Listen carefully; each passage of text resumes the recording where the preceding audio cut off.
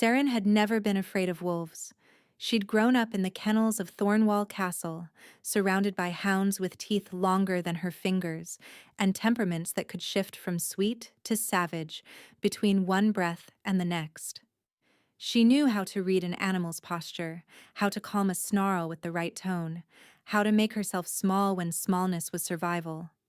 Wolves were just larger dogs with worse reputations. That was what she'd always believed anyway. But the wolf, standing in the middle of the courtyard at dawn, her cloak still draped across its back, was not just a wolf. It was enormous.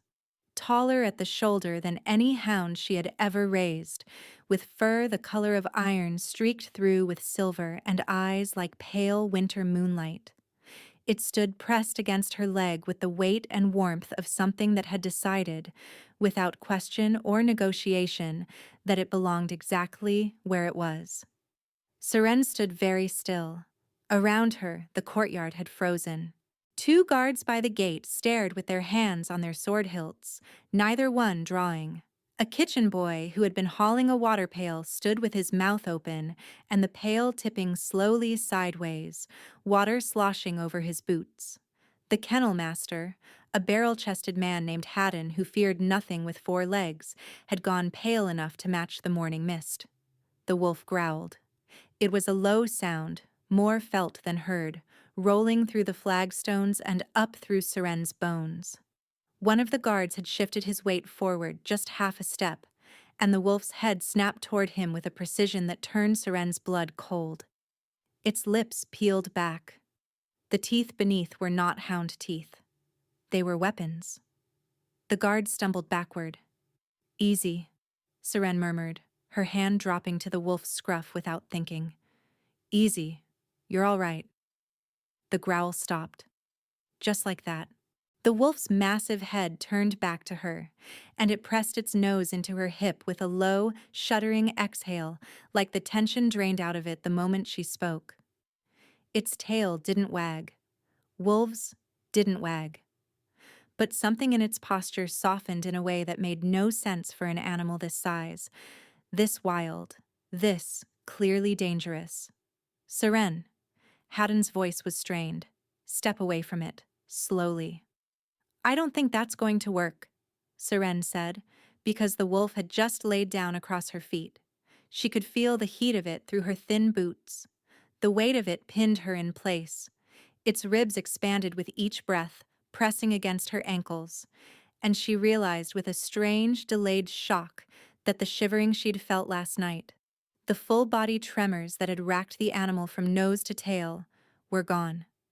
It was calm, warm, at peace, and it had absolutely no intention of moving. "What do we do?" the kitchen boy whispered. Nobody answered. Then footsteps echoed from the eastern archway, sharp and purposeful, and a man stepped into the courtyard. He was tall, lean, dressed in dark leather with his dark hair cropped short, and his face carried the kind of deliberate calm that came from long practice at hiding alarm. Seren had seen him before at a distance, always 2 steps behind the king. Merrick, the king's beta. His gaze swept the courtyard, landed on the wolf, and every trace of color drained from his face. He stopped walking. For 3 full seconds, Merrick did not move, did not breathe, did nothing but stare at the wolf draped across Seren's feet with her faded green cloak still hanging over its back. Then his eyes lifted to hers. "Do you know what that is?" he asked, his voice low enough that only she could hear. Seren looked down at the wolf. It yawned, showing every single one of those terrible teeth, and then tucked its nose beneath its paw like a dog settling in for a nap. "A wolf," she said. Merrick's jaw tightened. "Come with me. Now. Don't argue, and don't take the cloak back." "I can't come with you," Seren pointed out. "It's lying on my feet." As if it understood her, the wolf rose. It shook itself once, her cloak shifting but not falling, and pressed its flank against her thigh, ready to walk wherever she walked. Merrick stared at it for a long, unreadable moment. "Then bring it with you," he said, Seren followed him across the courtyard, the wolf stalking beside her like a shadow made of muscle and iron-colored fur, and every person they passed went silent. She had no idea what was happening, but the look on Merrick's face, the look of a man watching something impossible and terrifying unfold in real time, told her that whatever she'd done last night was far more significant than giving a cold animal her cloak. It had started so simply. The previous evening, long after the castle had quieted and the hounds were kennelled for the night, Seren had heard something outside the walls. Not a howl that she could have ignored, but a sound that was worse. A high, thin whimper threaded with a kind of suffering that made her throat tighten. She'd found the wolf in the tree line beyond the outer wall. It was lying on its side in the frost-hardened grass, trembling so violently that she could see the spasms from 20 paces away. Its breath came in shallow, ragged bursts that fogged the air in uneven plumes. It looked like it was dying. Seren had knelt beside it before reason could stop her. Up close, the wolf was staggering in its size, but it didn't snap at her. Its pale eyes found hers, and what she saw in them wasn't animal instinct or feral warning. It was exhaustion so deep it had moved past fear entirely. She'd pulled the cloak from her own shoulders and laid it over the wolf's body. Then she'd sat beside it in the cold, her hand resting on its flank, and talked. Not about anything that mattered. Just her voice filling the silence because animals calmed when you talked. And this one needed calming more than any creature she had ever seen. Within minutes, the trembling stopped. Within an hour, the wolf was asleep, its massive head resting against her thigh, its breathing slow and deep and peaceful. Seren had stayed the whole night. She hadn't meant to. But every time she shifted, the wolf stirred. And every time she settled, it sank deeper into rest, and she couldn't bring herself to take that from it. By dawn, when she finally stood, the wolf stood with her and followed. And now she was walking through the corridors of Thornwall Castle with a wolf the size of a small horse pressed against her side, and the king's beta leading her somewhere she was not cleared to go, and her heart was hammering with the certain knowledge that she was in enormous trouble. Merrick led her through corridors she had never walked before. Upper levels, where the stone was smoother, and the tapestries weren't moth-eaten, and the air smelled of beeswax instead of tallow. The wolf padded beside her in perfect silence, its claws clicking softly on the flagstones, its shoulder brushing her hip with every step. Servants pressed themselves against walls as they passed. A woman carrying linens actually dropped them. Seren wanted to apologize, wanted to explain, but she had nothing to explain with. She didn't know what was happening any more than they did. Merrick stopped at a heavy oak door reinforced with iron bands and knocked once. A muffled voice from inside said something she couldn't make out, and the beta pushed the door open. The room beyond was a private study. Maps pinned to the walls, a desk drowning in papers, a fire burning low in the grate. And standing beside the window with his back to them, a man whose silhouette alone made Seren's mouth go dry. She'd seen King Emmerich Valdane exactly 3 times in her life. Always from a distance, always in armor or formal dress, always surrounded by people important enough to stand near him. He was the kind of figure who existed more as an idea than a person to someone like her. A presence felt at the edges of castle life, like weather or the turning of seasons. Up close, with the gray morning light carving the planes of his face, he was something else entirely, taller than she'd realized, broader. His dark hair was disheveled in a way that suggested he'd been running his hands through it, and the hollows beneath his eyes were deep enough to hold shadows. He looked like he hadn't slept in months. He turned when the door opened, and his gaze went straight past Merrick, past Seren, and landed on the wolf. Something shifted in his expression.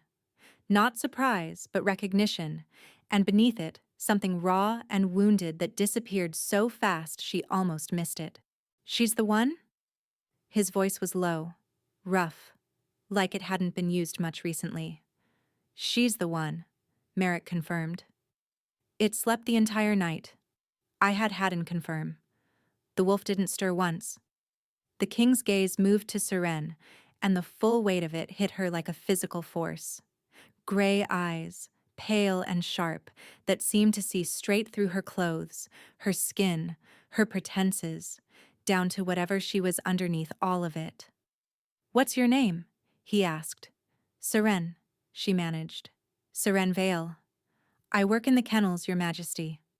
His eyes dropped to the wolf, which had moved even closer to her, pressing so tightly against her leg that she had to brace her stance to stay upright. "And you gave it your cloak," he said. Not a question. "It was Shivering," Seren said, then added quickly, "I didn't know it was yours, Your Majesty. I found it outside the wall in the frost, and it looked like it was suffering, and I just thought—" "You thought you'd wrap your cloak around a wild wolf twice your size and sit with it in the dark." His voice was flat, impossible to read. Seren swallowed. "I'm good with animals." Something crossed the king's face, something she couldn't name, and his gaze cut to Merrick. A silent conversation passed between them in the space of a breath. The beta gave an almost imperceptible nod. "I need to ask you something," the king said, turning back to her. "And I need you to answer honestly." "Of course, Your Majesty." "Has the wolf been aggressive toward you? At any point?" "No," Seren said immediately. "It's been gentle." "Has it tried to leave your side?" "No. It follows wherever I go." "And when you touched it last night, what happened?" Seren hesitated, trying to find the right words. "It stopped shaking, almost immediately, like the cold just drained out of it." She paused. "I don't know why." Emmerich studied her for a long moment. Then he crossed the room to the desk and braced both hands on its surface, his head dropping forward between his shoulders. The posture spoke of exhaustion that lived in the marrow. "Merrick," the king said, without looking up, "arrange the trial for tonight." Seren's pulse spiked. "Trial?" "Not a trial of guilt," Merrick said quickly, seeing her face. "A test. We'd like you to be present during a controlled situation tonight, to see whether the effect repeats." "What effect?" Seren asked, her gaze darting between them. "What is this about? Whose wolf is this?" Neither man answered immediately. The silence stretched long enough to become its own kind of answer. Then the wolf at her side did something unexpected. It crossed the room, slow and deliberate, and pressed its head against the king's hand where it rested on the desk. Emmerich flinched. Not away from the wolf, but inward, like the contact hurt somewhere deep inside him. His fingers curled, almost unconsciously, into the fur at the wolf's neck. His eyes closed, and for just a second, his expression cracked open into something so full of grief that Seren had to look away. Then it was gone. The mask slid back into place. He straightened. "Take her to the eastern wing," he told Merrick. "Give her a room, proper meals, whatever she needs. She doesn't leave the grounds." His gaze returned to Seren, and the command in it left no room for negotiation. "You'll come to my chambers at sundown. Tell no one what you've seen here." "Your Majesty," Seren started, her voice thin, "am I in trouble?" The king looked at her, and for just a moment the mask slipped again. Not grief this time, something quieter, almost gentle. "No," he said, "but I might be." The wolf followed her out. It followed her down the corridor into the eastern wing, into the small but clean room that a bewildered servant had prepared on absurdly short notice. It followed her to the narrow bed and lay down across the doorway like a sentry, its pale eyes tracking her every movement. Seren sat on the mattress and pressed her hands against her knees to stop them from shaking. She kept seeing it, the way the king's fingers had curled into the wolf's fur, the way his face had broken, the way the wolf had gone to him not like a pet to its master, but like one half of something returning to the other. And a terrible, Half-formed suspicion began to crystallize in her mind. The wolf wasn't just the king's. The wolf was the king. At noon, a woman stepped into Seren's room without knocking. She was older, perhaps 60, with silver-streaked hair pulled into a severe knot and hands that moved with the practiced economy of someone who had spent a lifetime measuring doses and setting bones. Her eyes were dark, sharp, and entirely unsentimental. "Seren Viel," she said, as if confirming a diagnosis. "I'm Orla, chief healer to the crown." The wolf lifted its head from its paws but didn't growl. It watched Orla with those unsettling pale eyes, then set its chin back down. "It tolerates me?" Orla observed, pulling a chair to the bedside. "That's new. It's tried to take Merrick's hand off twice." "What I'm about to tell you," Orla continued, settling into the chair with the air of someone delivering news she wished she didn't have, "is known to exactly 4 people in this castle. If you repeat it, the consequences will be severe, and I don't mean punishment from the crown. I mean the kingdom falls apart. Are we clear?" Seren's stomach turned to ice. "We're clear. 3 years ago, the king fought a war against a rogue pack led by an alpha named Drakkar. The conflict lasted 8 months. Villages burned, supply lines were severed. Civilians died on both sides. It was ugly." Orla paused. "When it ended, the king killed Drakkar in single combat. But Drakkar didn't go quietly. With his last breath, he spoke a curse. Blood magic, old and vicious, the kind that roots itself in the bond between a shifter and their wolf." Seren's gaze dropped to the wolf lying across her doorway. "The curse is severing them," Orla said. "Slowly, like a blade sawing through rope, one thread at a time. The king's wolf manifests on its own at night, ripped out of him against his will. And every time it manifests, it suffers. The cold, the convulsions, the agony you saw last night, that is the curse torturing the wolf to break the king." 3 years, Seren breathed. 3 years of this and no one has been able to stop it? "We've tried everything. Every remedy in my stores, every healer in the eastern provinces, every scholar who's written a word about blood magic or shifter bonds. Nothing works. The wolf manifests, it suffers, and by dawn it returns to him weaker every time. Both of them weaker." Orla's expression tightened. "He's dying, Seren. The bond between a shifter and their wolf is the core of what they are. When it finally snaps completely, he won't survive it. No alpha would." Seren looked at the wolf. It was watching her with those pale, quiet eyes, its breathing slow and steady. Calm, for the first time in what she now understood, was 3 years. "But last night," Orla continued, "was the first time the wolf has been at peace since the curse began. Merrick has been monitoring the king's condition nightly. When the wolf manifests, Emmerich feels everything it feels, every tremor, every spasm. He lies awake in agony until dawn. But last night, when you sat with it, he slept. For the first time in 3 years, the king slept through the night."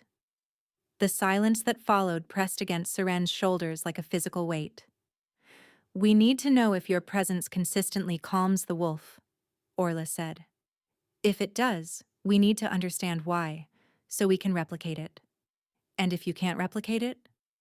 Orla held her gaze. "Then you may be the only thing standing between the king and death." The hours until sundown passed like years. Seren tried to eat and managed half a meal. She tried to rest and failed. When the knock came, she was already standing. A guard escorted her through the upper corridors. The castle felt different at this hour. Heavier, like the stone itself was holding its breath. She entered the king's chambers alone. The room was vast. A fire burned in the hearth, casting shifting amber light across dark wood and stone. Weapons hung on the walls, a broadsword, a hunting bow, a shield bearing the Valdane crest, arranged with the precision of someone who kept them within reach, not just for display. And the bed, wide and imposing, dominated the far wall. Emmerich stood beside the hearth. He'd changed into a loose shirt with the laces undone at the throat, and the firelight turned the exhaustion on his face into something carved and stark. He looked like a man bracing for pain he already knew was coming. "This is a clinical arrangement," he said without greeting. "You will sleep here during the nights when the wolf manifests. A cot has been prepared." He gestured toward a narrow pallet against the far wall. "You will not be disturbed. You will not be touched. This is a medical necessity. Nothing more. If at any point you are uncomfortable, you are free to leave." "I understand," Seren said. Then, before she could stop herself, "Does it hurt? When the wolf comes out?" A muscle tightened in his jaw. "It's manageable." "That's not what Orla told me." "Orla talks too much," he muttered. The fire popped. The wolf, which had been standing beside Seren, crossed the room and lay down in front of the hearth. It set its head on its paws and sighed, a sound so deeply content it seemed to belong to a different animal entirely from the one she'd found in the frost. Emmerich watched it with an expression that made something tighten behind Seren's ribs. Longing and loss and a grief so private she felt like an intruder for witnessing it. "Thank you," he said quietly, still looking at the wolf. "For the cloak. You didn't have to do any of that." "It was cold," Seren said simply. "Most people would have run." "Most people don't work in kennels." The corner of his mouth shifted, not quite a smile, but the scaffolding of one.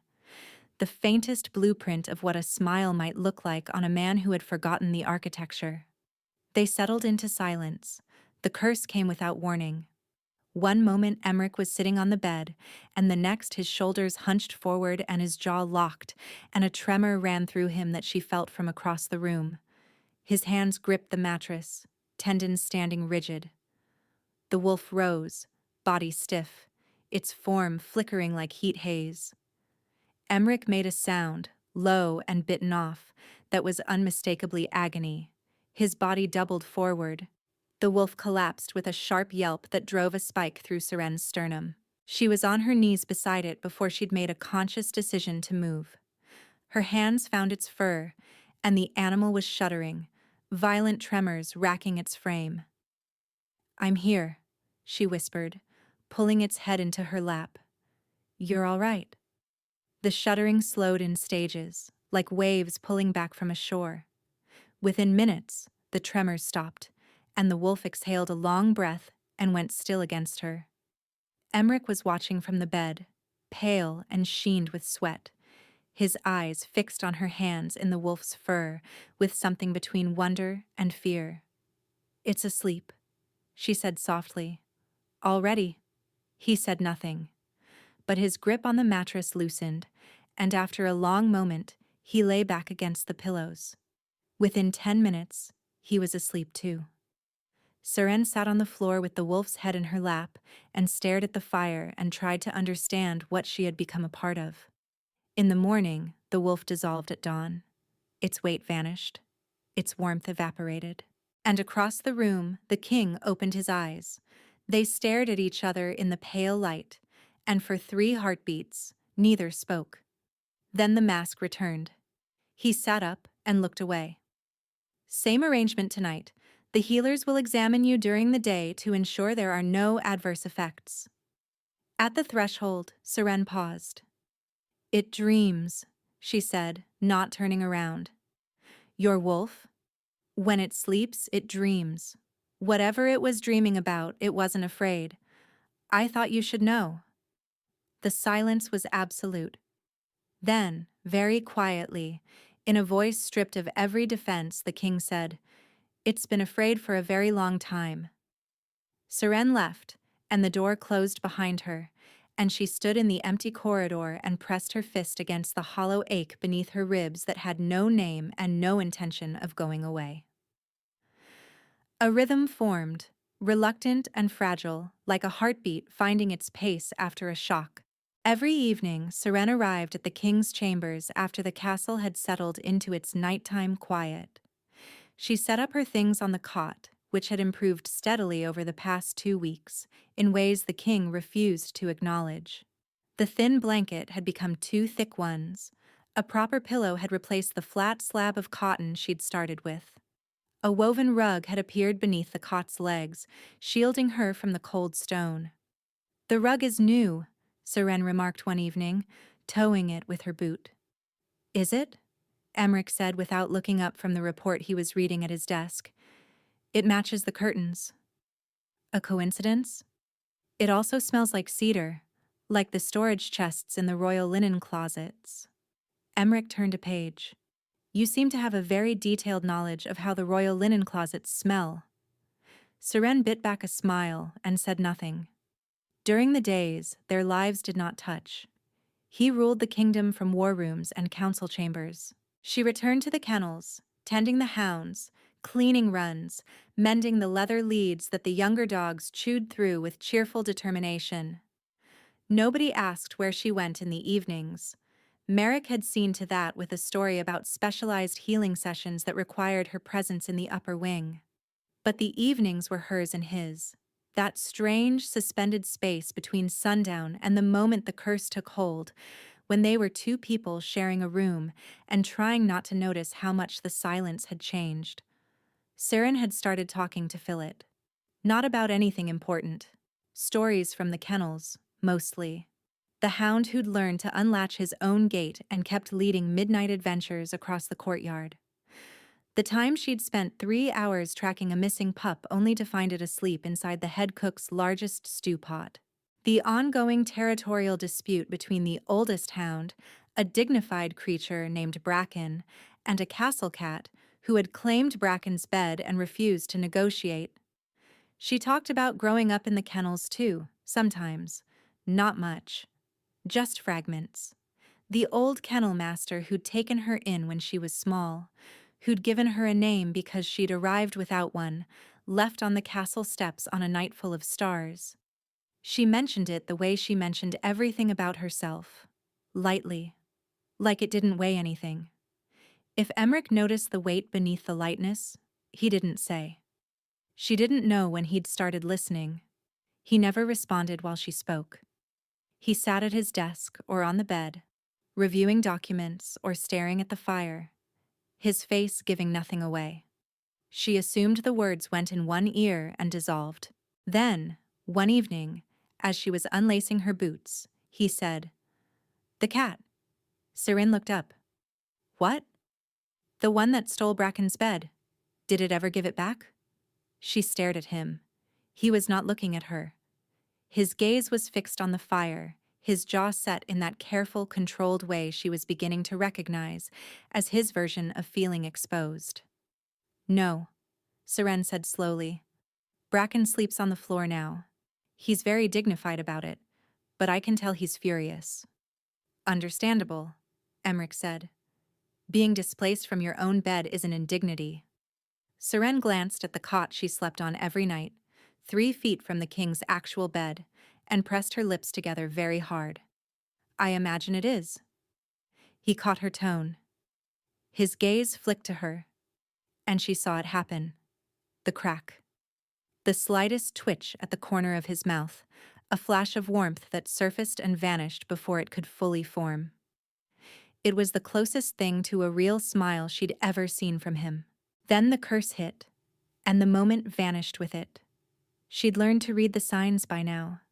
The locked jaw, the hitched breathing, the tension that gathered across his shoulders like a storm building over flat ground. She'd moved to the floor near the hearth without being asked, and by the time the tremors started and the wolf manifested in a shimmer of pain and light, she was ready. The wolf came to her every time.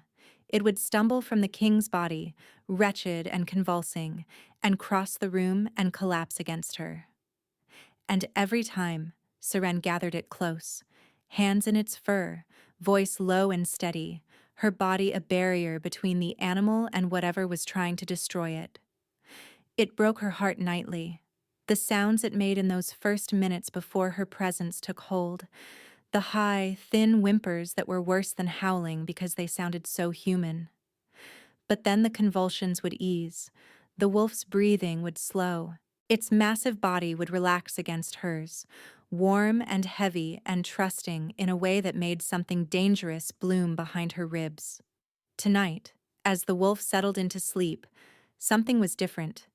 It shifted closer than usual, pressing its nose against the hollow of her throat, and she felt its breath there, warm and steady, and a low vibration resonated through its body.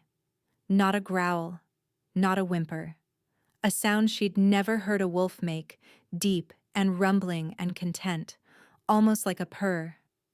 Then it did something that stopped her breath entirely. It nudged her. Not roughly, but with deliberate, insistent pressure, pushing its head under her arm and steering her sideways, toward the bed. Seren resisted. "No," she whispered. "I sleep on the cot, remember? That's the arrangement." The wolf nudged harder.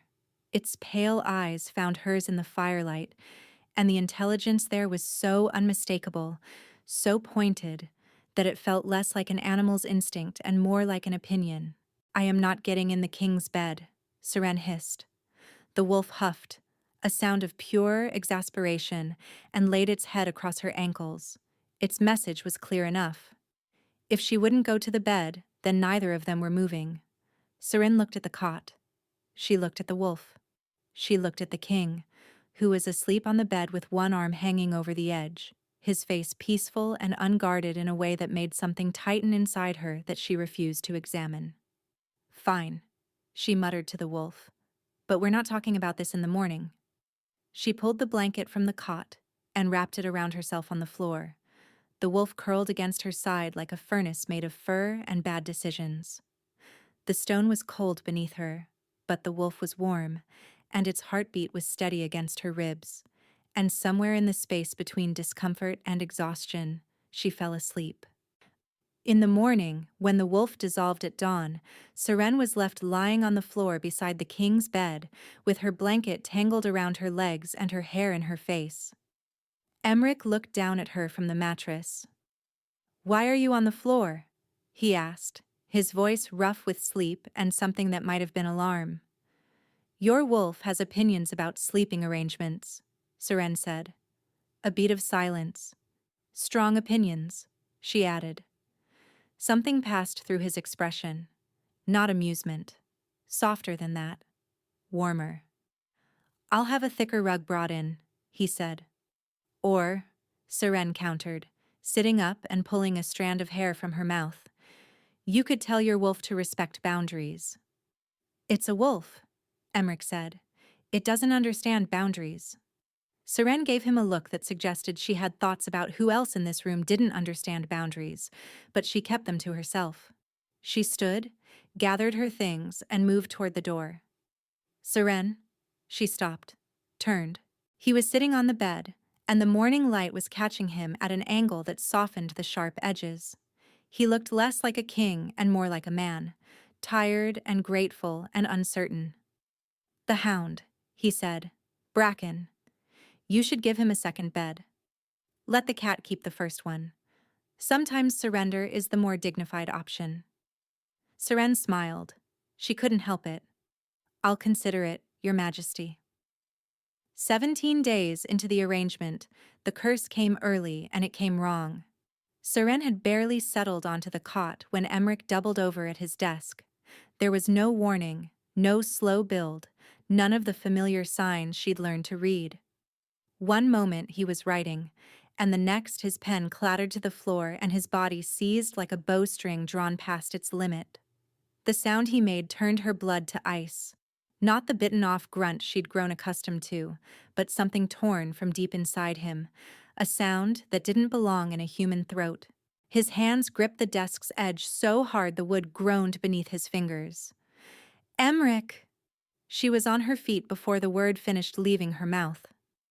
She'd never used his name without the title before, but formality had no place in the sound he was making. The wolf manifested violently. It didn't shimmer into existence the way it usually did, easing from the king's body like a shadow separating from its source. It ripped free. One moment Emmerich was hunched over the desk, and the next the wolf was on the floor, convulsing, its body arching and twisting as if something inside it was trying to claw its way out. Seren dropped to her knees beside it. Her hands found its fur, but it was different tonight. The wolf was cold, colder than she'd ever felt it, as if the warmth had been drained entirely. Frost clung to the tips of its fur. Actual frost, crystallizing in the fire-lit room like something pulled from a winter that didn't exist here. "I'm here," she said, pulling the wolf's head into her lap. "Come back to me."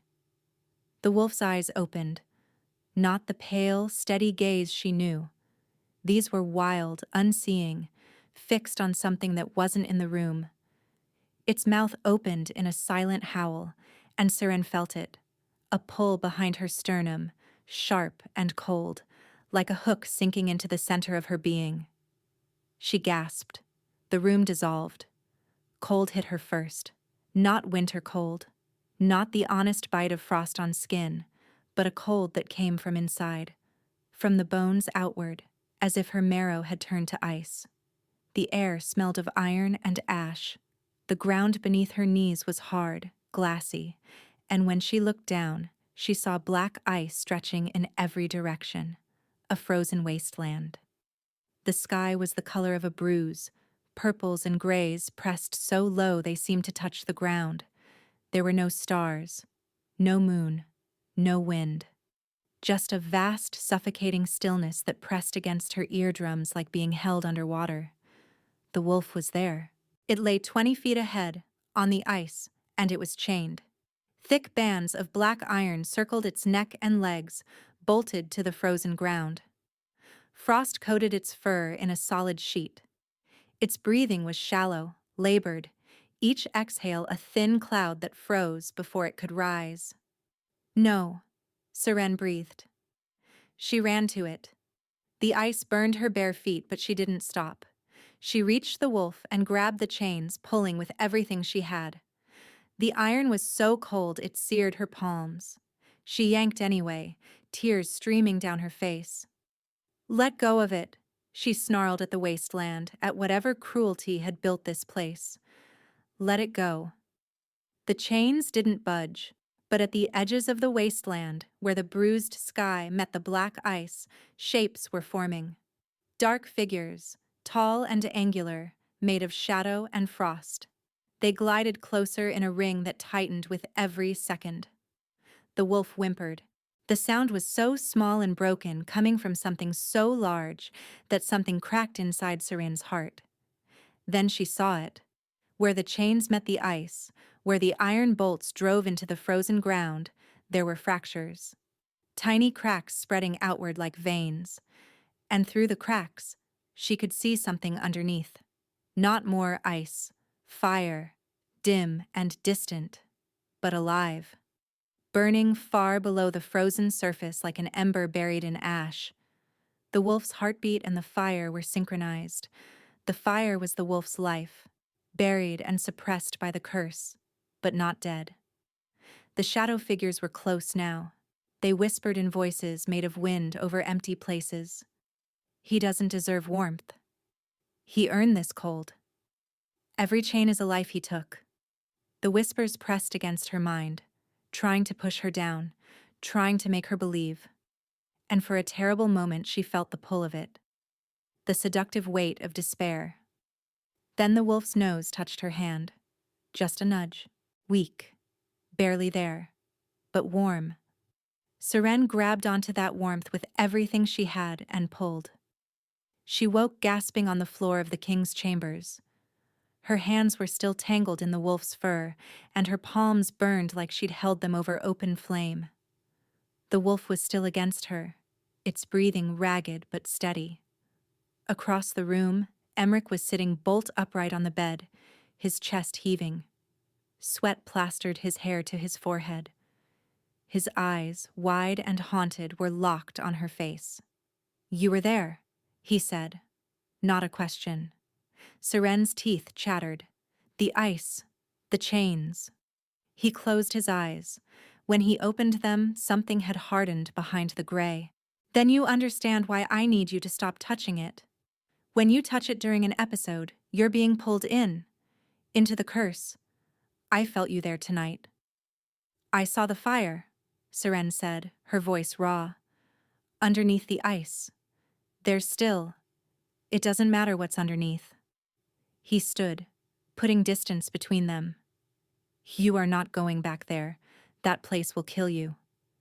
It's killing you, she shot back. That is not your problem. The wolf pressed its head harder against her with a low, distressed sound. Emmerich looked at it against her. She watched him fight something, saw the war play out across his face, need against fear, desperation against the rigid certainty that he had to protect her even if it destroyed him. Same arrangement tomorrow? She asked carefully. No. Whatever you saw tonight, that's the reality of what lives inside me, and I won't be responsible for dragging you into it. Emmerich. That's an order, Seren. The word order landed between them like a closed door. She left his chambers with the wolf still pressing against her legs, refusing to stay behind, and when the door closed, she heard something on the other side that she would carry with her for days. The sound of a man sliding to the floor, and silence. After 8 days. That was how long it took for the absence to become unbearable. Seren hadn't been summoned, hadn't been sent for. The door to the upper corridors remained firmly closed to her, and when she'd tried to go on her own the second night, a guard she didn't recognize had turned her back with an expression that said the order had come from the top.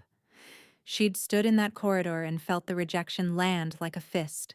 He'd locked her out, not just from his chambers, but from the wolf, from the nightly ritual that had become the axis around which her world had quietly, terrifyingly reorganized itself. And the loss of it was physical. It started with the restlessness, a crawling sensation beneath her skin that no amount of work could burn off. She cleaned every kennel twice. She reorganized the feed stores. She mended leads that didn't need mending. Her hands wouldn't stop moving because if they stopped, she'd feel it. The pull behind her sternum, the magnetic ache that pointed toward the upper wing like a compass needle that couldn't find north. Then came the headaches, blinding, pulsing pressure behind her eyes that forced her to work with the shutters drawn. Light became an assault. Sound sharpened until the hound's barking drove spikes through her temples. Then the cold. Not real cold. The castle was warm enough, but Seren couldn't shake the chill.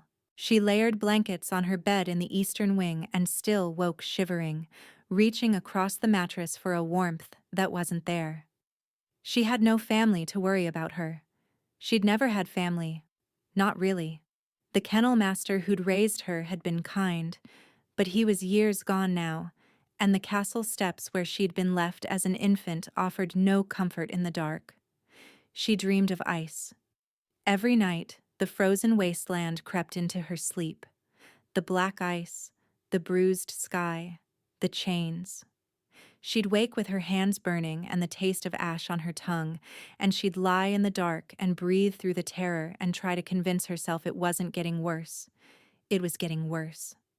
On the 4th day, she caught a glimpse of Emmerich crossing the lower courtyard. Just a flash, his tall frame unmistakable even at a distance, surrounded by advisors. She stopped walking, her entire body oriented toward him without her permission, every nerve straining forward, and the ache beneath her ribs flared so sharply she had to brace against the wall to keep standing. He didn't look at her. Not a glance, not a flicker. He walked past the courtyard entrance and was gone, and the absence he left behind was worse than the cold. On the 6th day, Merrick found her in the kennels. "How bad?" he asked, looking at her with the clinical assessment of a man used to evaluating threats. Seren straightened. "I'm fine. You've lost weight, you're not sleeping, and you've reorganized the feed stores 3 times this week." He paused. Haddon is concerned. Haddon worries about everything. Merrick studied her for a moment longer, then said quietly, "He's worse." The words sliced through her carefully maintained composure. "How much worse?" "The wolf's manifestations have doubled in frequency. It comes during the day now, not just at night. He had an episode in the middle of a council session yesterday, collapsed behind the table before anyone could react. Merrick's voice was measured, controlled, but she could hear the fear beneath it. He's barely eating, barely functioning. The healers are with him around the clock, and nothing they do makes any difference. Seren gripped the kennel gate. Let me see him.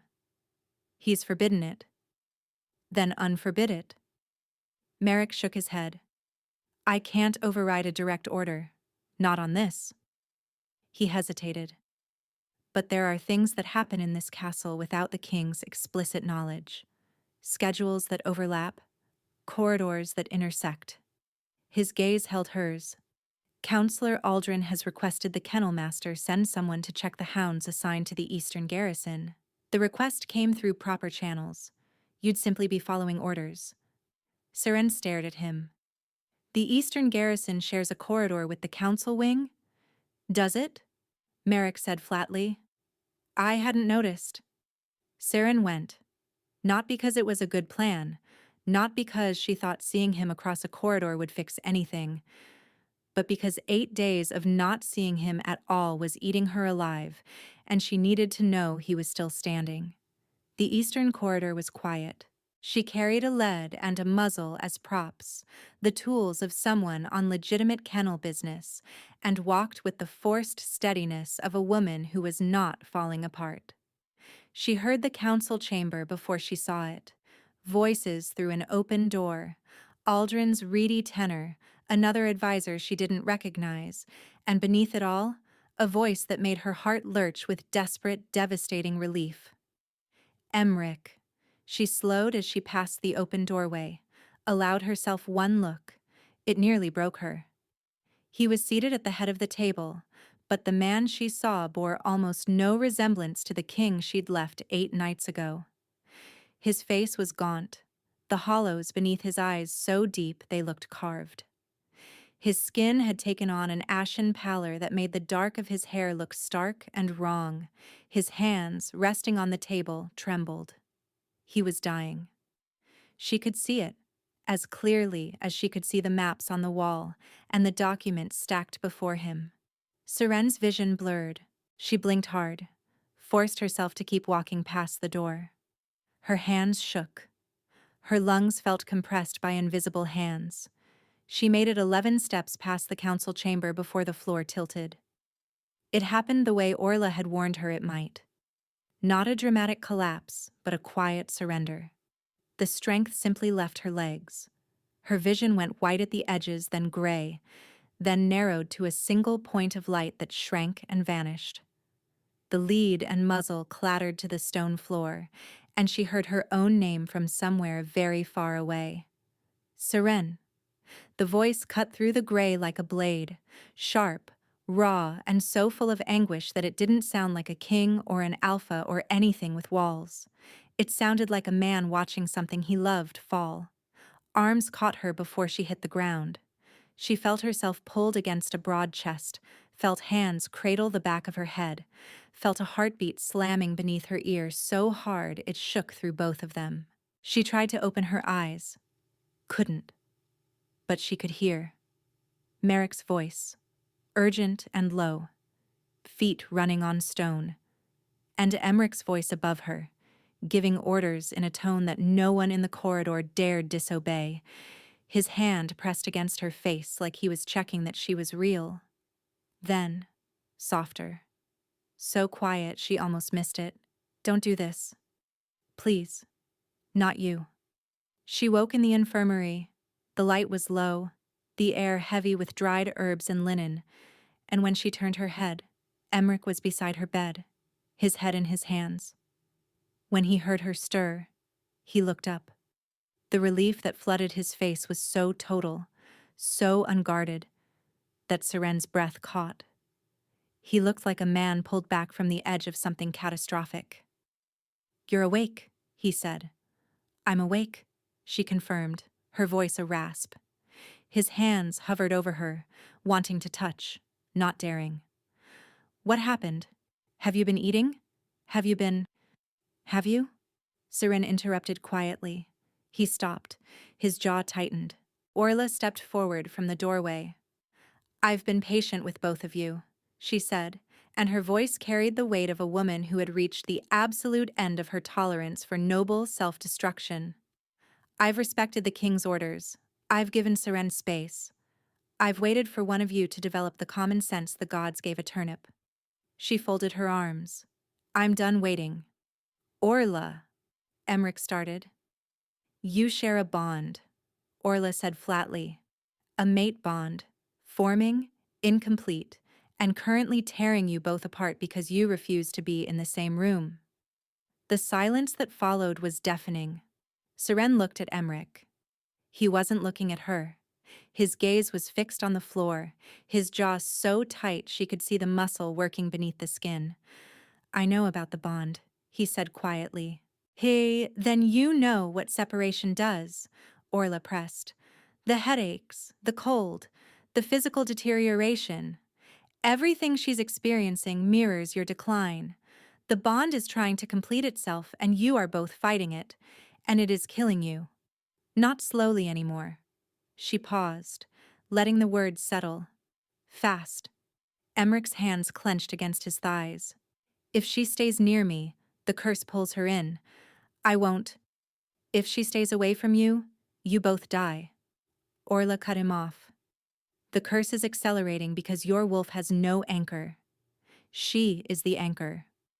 Without her, the wolf's manifestations will increase until the separation is total, and when that happens, you will not survive it." She turned to Seren. "Neither will you. Not anymore. The bond has progressed too far." "How long?" Seren asked. Orla's gaze didn't waver. "A month. Maybe less." Emmerich stood abruptly. The chair scraped against the stone floor. He looked at Seren, and what she saw in his face wasn't anger or denial. It was devastation. The look of a man trapped between two impossible choices, and every path led to her getting hurt. "I need to think," he said. He turned and left the infirmary without looking back. His footsteps echoed down the corridor, sharp and deliberate, each one a little faster than the last. Seren watched the empty doorway. The hollow inside her was so vast it didn't feel like pain anymore. It felt like geography, like someone had carved a valley into her and left it open to the sky. Orla waited until the footsteps faded before turning to her with one eyebrow raised. "He said he needs to think," Seren murmured. "He's been thinking for 3 years," Orla replied. "Thinking is not what that man needs." "What does he need?" "Someone stubborn enough to save him despite his best efforts to prevent it." Orla looked at her steadily. "I've watched you with those hounds for years, Seren. I've seen you coax a half-feral wolfhound into eating from your hand after 6 weeks, when every handler before you gave up after 2. She paused. "The king is a wounded animal who bites when you reach for him. You already know how to handle that." Seren stared at the ceiling and felt something shift inside her. Not the ache. That was still there, vast and hollow and hungry. But beneath it, like fire beneath ice, something older and fiercer. She was done waiting for permission. Seren found Merrick in his office that evening. He was standing at the window, looking out at the darkening courtyard, and he turned when she entered with an expression that suggested he'd been expecting her. "I need to get into his chambers tonight," Seren said. Merrick studied her for a moment. "He's given explicit orders that you're not to be admitted." "I know." "He'll be furious." "I know that too." Merrick leaned against the window frame, crossing his arms.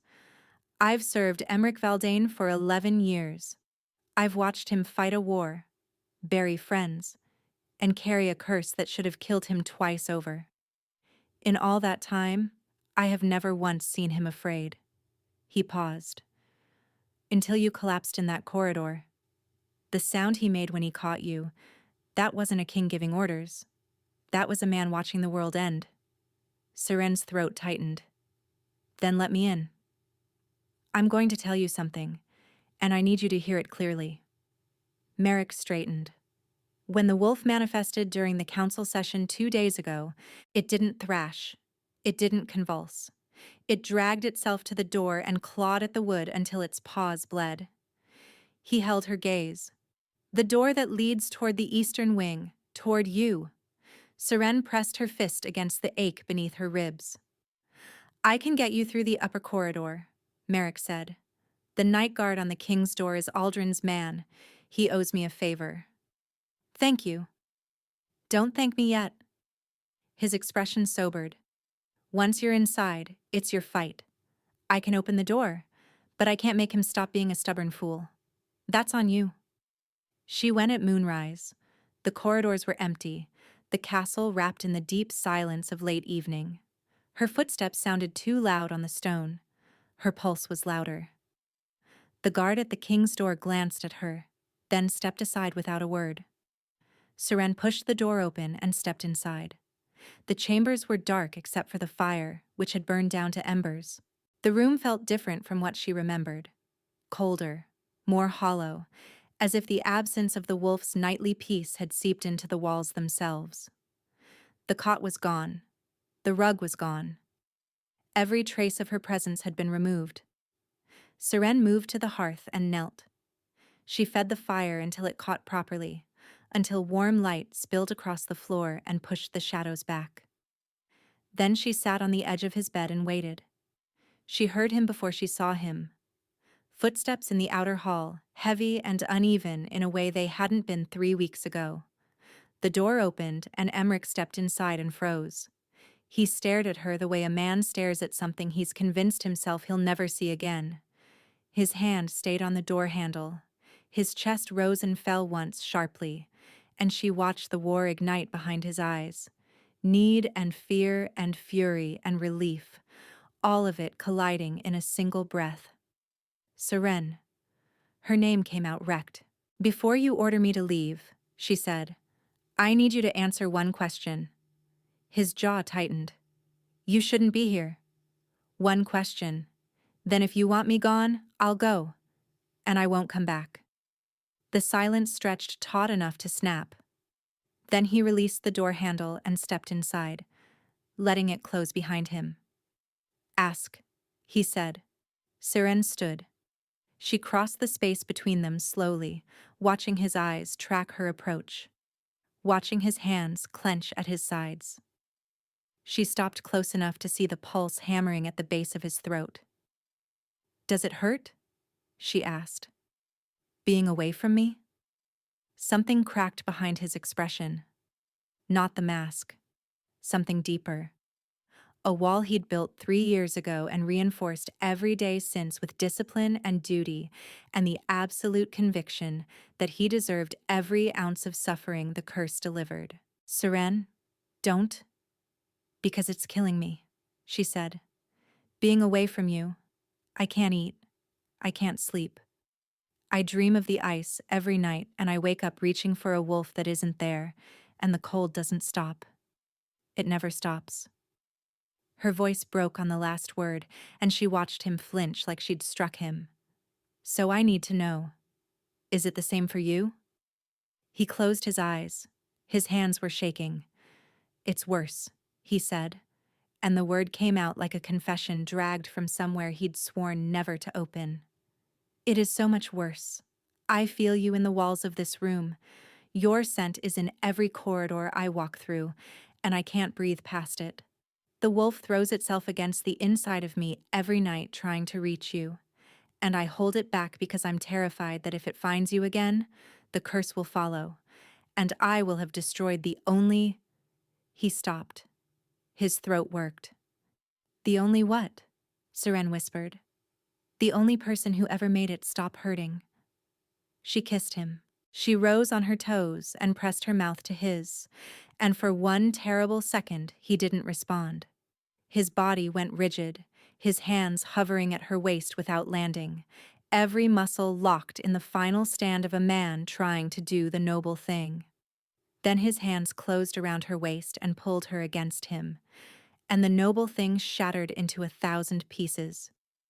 He kissed her like drowning, like breathing, like a man who'd been holding his breath for 3 years and finally broke the surface.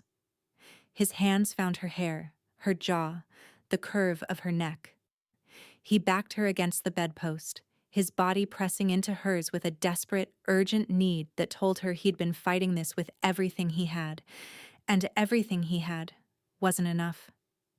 "If you stay," he said against her mouth, his forehead pressed to hers, "I won't be able to let you go again." "Good," Seren said. "Seren, I'm staying." She pulled back just far enough to meet his eyes. "I'm staying because I choose to. Not because Orla told me I'd die. Not because the wolf needs me. Because I need you, and you need me, and we've wasted enough time pretending otherwise." He stared at her for one long, suspended moment. Then something shifted behind his eyes, a surrender so complete it transformed his entire face, and he kissed her again. Slower this time, deeper. He pulled her against him and held her like the world might try to take her away again if he let go. They stayed like that for a long time, foreheads pressed together, breathing each other in. Seren felt the bond between them tighten, brighten, humming like a wire pulled taut between two fixed points. When he buried his face in her hair and breathed her in like she was the only air left in the world, she understood what Orla had meant about the bond completing itself. It wasn't just a connection, it was a homecoming. He pressed his lips to her shoulder, and the bond snapped into place. Not gradually, not gently, but all at once, like a lock clicking home. A golden thread anchored itself in the center of her being and reached across to his. She felt him, not beside her, but woven into the deepest part of her, his presence settling into a space she hadn't known was empty until it was filled. She pressed her lips to his shoulder in return, marking him as hers the way he had marked her. The bond flared, completed, sealed. They held each other in the quiet that followed, his arm wrapped around her waist, his forehead resting against the back of her neck. His breathing had gone slow and deep in a way she hadn't heard since the early nights of the arrangement. Then the wolf came, not violently, not with pain or convulsion or the terrible ripping that she'd come to dread. It shimmered into existence beside the bed, quiet and calm, and stood there in the firelight with its pale eyes fixed on both of them. It wasn't shaking. For the first time since she'd known it, the wolf wasn't shaking at all. It stepped forward, lowered its great head, and pressed its nose against their joined hands where they rested on the sheet. Then it lay down beside the bed, tucked its nose beneath its paw, and sighed. Seren felt tears slip down her face. Beside her, Emmeric's arm tightened around her waist, and his breath hitched once against her hair. They slept, all three of them together, in the warm amber dark. Seren opened her eyes to ice. The frozen wasteland stretched in every direction, vast and silent and terrible. The bruised sky pressed low overhead. The air tasted of iron and grief. But something was different this time. She wasn't cold. The bond hummed warmly, a thread of gold in a world drained of color. And beside her, his hand already wrapped around hers, stood Emmerich. Not diminished. Not on his knees. Standing, his shoulders straight, his jaw set, his gray eyes taking in the wasteland with the expression of a man revisiting a battlefield he'd left years ago, but never truly escaped. "We're here together," he said. His hand tightened around hers. The bond brought us both. The wolf stood between them, solid and calm, its iron-colored fur unmarred by frost. The chains that had bound it were still there, bolted to the ice, but the wolf wasn't wearing them. They lay empty on the ground, the iron bands open like jaws that had lost their grip. "It's free," Seren whispered. "No." Emmerich's voice was heavy. "Not yet. Look." She followed his gaze. At the center of the wasteland, where the ice was thickest and the darkness deepest, the chains converged. Not on the wolf, but on a shape she hadn't seen before. A figure, kneeling on the ice, head bowed, wrists bound by the same black iron that had held the wolf. It was Emmerich, another version of him, stripped of title and armor and pretense, wearing the blood-stained clothes of a soldier who'd just walked off a battlefield. He knelt in the ice as if he'd been there for years, which she realized with a sickening lurch he had been. Every night for 3 years, this version of him had knelt here and accepted the chains as his due. "That's what the curse really holds," Seren said, understanding flooding through her. "Not the wolf. You. Your guilt." The shadows at the edges of the wasteland began to gather. They moved inward, condensing, taking form. Not the faceless shapes she'd seen before, but people. Dozens of them. Men, women, children, their faces drawn with sorrow, their eyes reflecting the flat, dead light of the frozen sky, the dead of the war. They formed a ring around the kneeling figure, and their whispers rose like wind through a ruin. "You ordered the march. You lit the fire. We burned." Seren felt Emmerich's hand spasm in hers.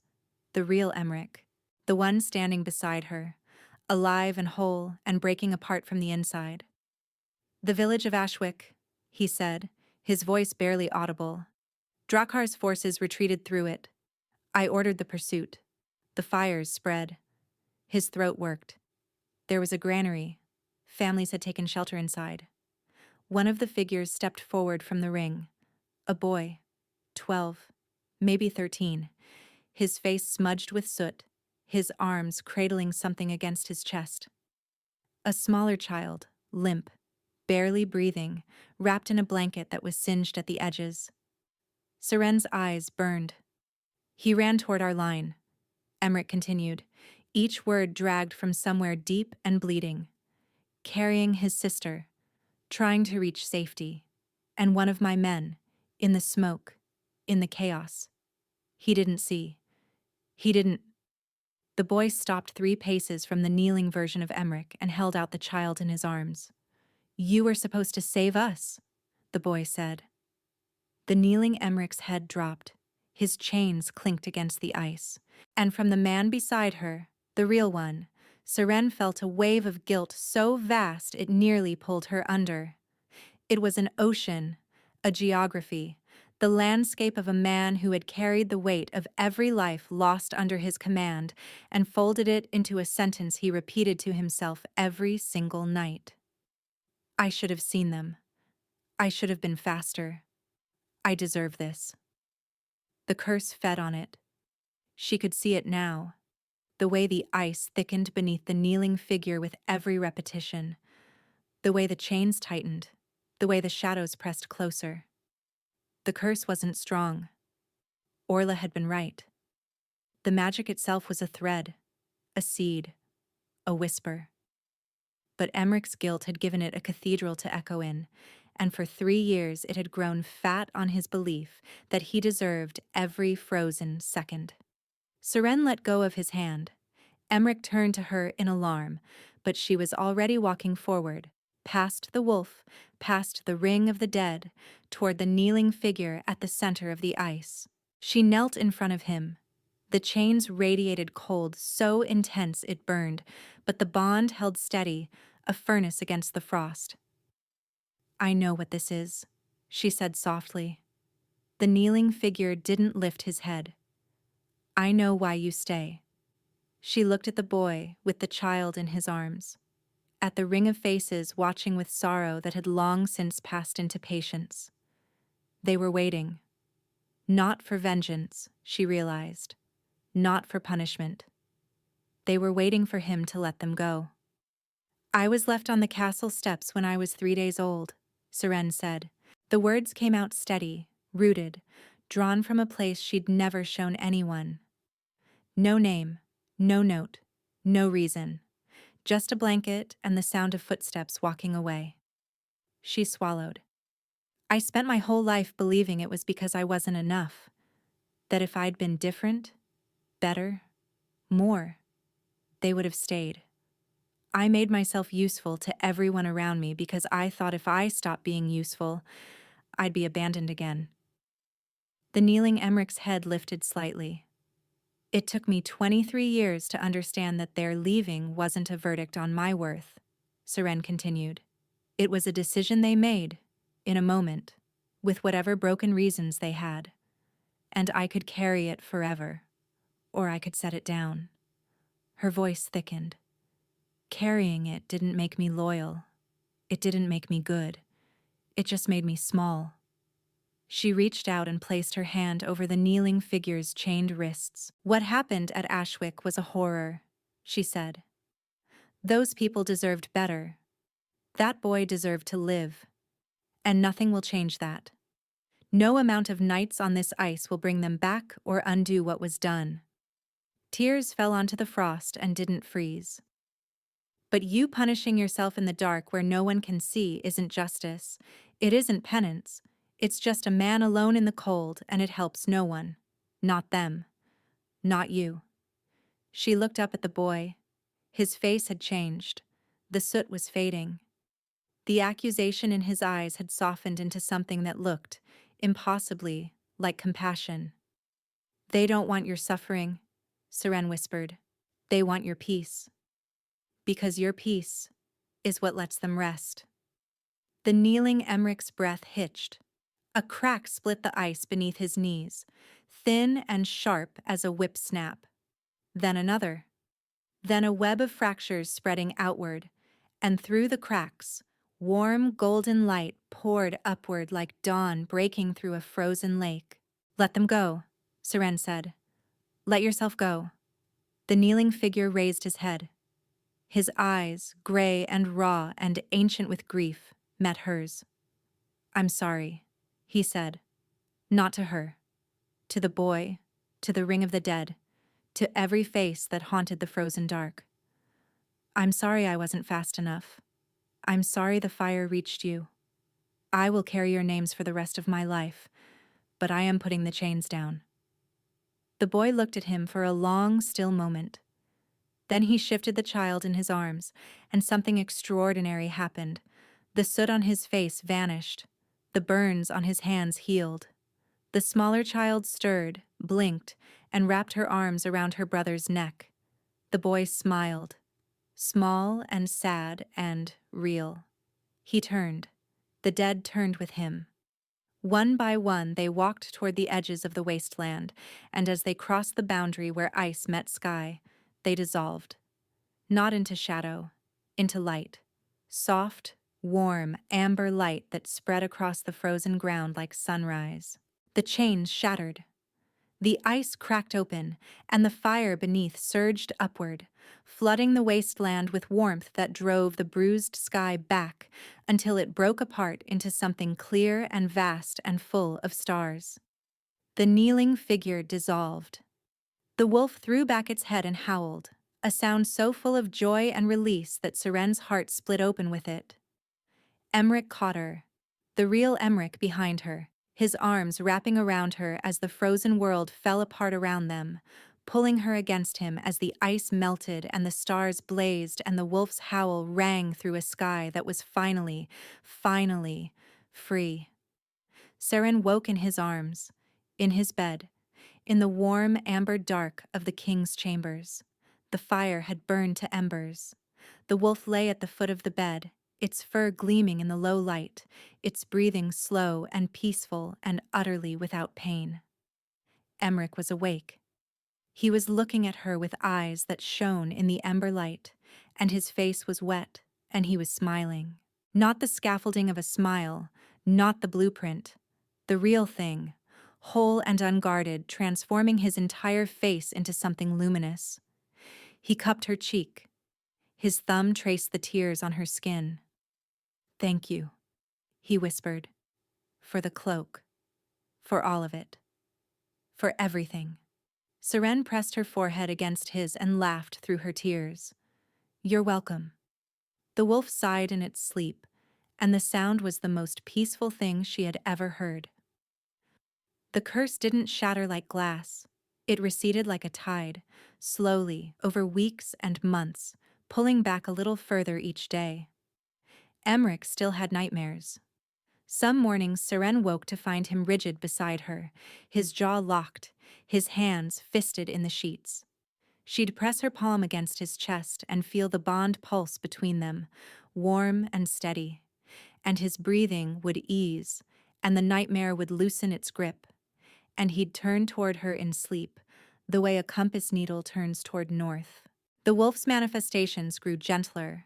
Where once it had been ripped from him in agony, now it emerged like an exhale, quiet and natural, a wolf stepping out of its den at dusk.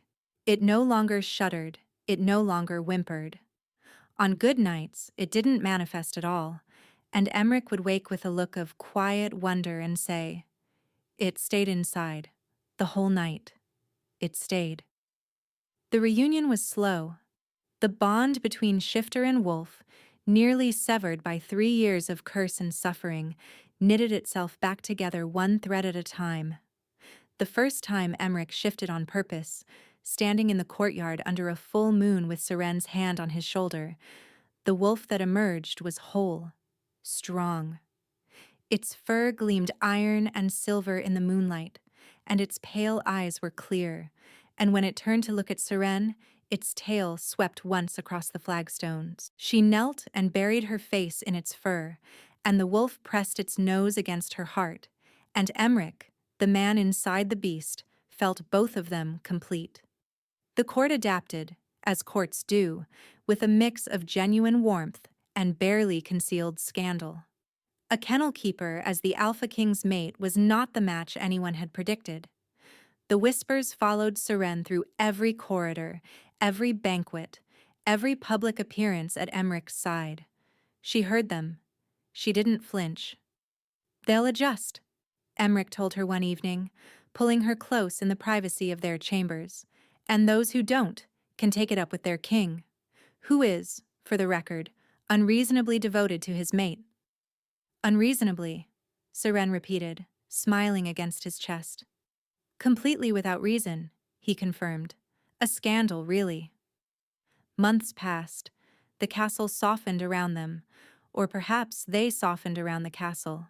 Seren kept her work in the kennels, because she loved it, and because the hounds needed her, and because Bracken had finally reclaimed his bed from the cat, and she wanted to be there to witness the triumph. Emmerich ruled with steadier hands and clearer eyes, and a patience that his counsel attributed to improved health, and that Merrick attributed, with a rare smile, to love. On a morning in late spring, Seren woke to pale gold light and the sound of birdsong through the open window. Emmerich was asleep beside her, his face peaceful, one arm draped across her waist. No nightmares, no ice, no chains. At the foot of the bed, the wolf lay curled in a patch of sunlight, her faded green cloak still folded beneath its head like a pillow it refused to surrender. Seren smiled. She settled back against Emmerich's shoulder, felt his arm tighten around her, and closed her eyes. Outside, the sun climbed higher, and the castle stirred, and the world moved forward into a morning that was warm and bright and new.